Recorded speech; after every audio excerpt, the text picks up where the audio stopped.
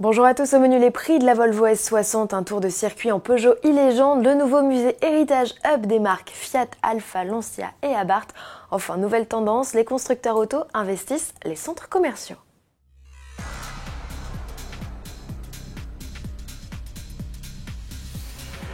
Elle arrive, elle, c'est la nouvelle S60, la troisième génération de la petite berline Volvo est enfin disponible en concession. Il était temps, cela fait 9 mois que le constructeur nous a présenté sa rivale des séries 3 et Mercedes classe C. Contrairement à ses concurrentes, la suédoise fait l'impasse totale sur le diesel, une première chez Volvo, et la S60 se passe même de motorisation essence classique en France. Le constructeur ne mise que sur des hybrides rechargeables de 340, 390 et même 405 chevaux après un petit passage chez Polestar.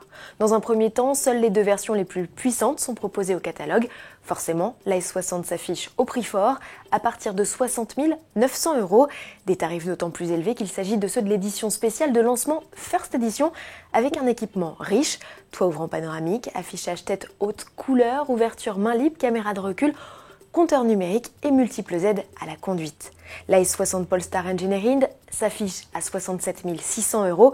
Elle est reconnaissable à ses étriers de frein dorés, ses jantes forgées de 19 pouces et sa double sortie d'échappement en chrome noir. Pour ceux qui attendent la T6 de 340 chevaux, rendez-vous au printemps 2020. Et si en même temps qu'une paire de chaussures, vous repartiez avec une voiture ? Plusieurs constructeurs tentent le pari de venir vous draguer directement dans l'un de vos lieux de vie favoris, les centres commerciaux.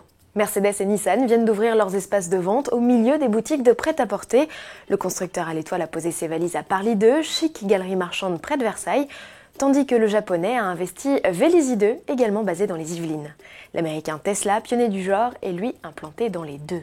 Dans des espaces épurés, très tournés vers le numérique, même si des modèles physiques persistent, les consommateurs peuvent configurer leur voiture et même programmer un essai. Les marques disposent en effet d'une flotte dans des parkings attenants. Mercedes prévoit d'ouvrir d'autres city spots en Europe, c'est également le cas de Nissan qui envisage même d'installer ses city hubs à l'international comme à Tokyo. Ces boutiques d'un nouveau genre offrent une visibilité et un potentiel énorme.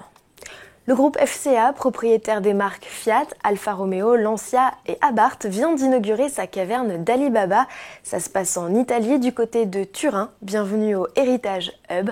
Dans cette dépendance de 15 000 m² de l'usine historique de Fiat Mirafiori, plus de 250 modèles sont exposés, des joyaux installés sous une verrière dont certains n'ont jamais été présentés auparavant, nous précise un porte-parole du groupe.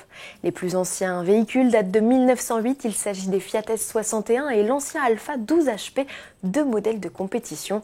L'exemplaire le plus récent est une Alfa Romeo 8C Competition de 2008, un lieu magique qui malheureusement n'est pas ouvert en libre accès. Pour pénétrer dans le Héritage Hub, vous devrez réserver votre visite guidée payante sur le site fcaheritage.com. On se quitte avec un modèle qui fait parfaitement le lien entre tradition et modernité, c'est le concept e-Légende de Peugeot. Le prototype hommage à la 504 coupé révélé au Mondial de l'Auto 2018 était présent au Mans dans le cadre du rassemblement Exclusive Drive du 23 au 24 mars dernier. En plus de pouvoir l'approcher, le public a pu admirer le modèle 100% électrique sur la piste. Malgré l'engouement pour ce modèle néo-rétro dont près de 60 000 personnes ont signé une pétition pour demander sa production, Peugeot ne semble pas prêt à sauter le pas. Le constructeur se concentre pour l'heure sur le déploiement de sa gamme électrifiée. D'ailleurs, dans le paddock, on pouvait aussi croiser la nouvelle 508 Hybrid Sport Engineering, confirmée elle en production pour l'automne 2020. Bon week-end à tous et à lundi.